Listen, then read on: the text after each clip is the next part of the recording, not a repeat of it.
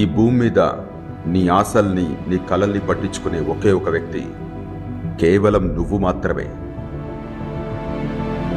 నీకోసం వాటిని సాధించి పెట్టే ఒకే ఒక వ్యక్తి కూడా నువ్వే.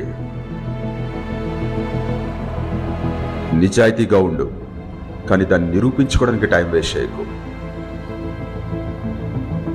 నిన్ను బాధించిన విషయాలన్నీ మర్చిపో, కానీ అవి నేర్పిన పాఠాలను మాత్రం ఎప్పటికీ మర్చిపోకు.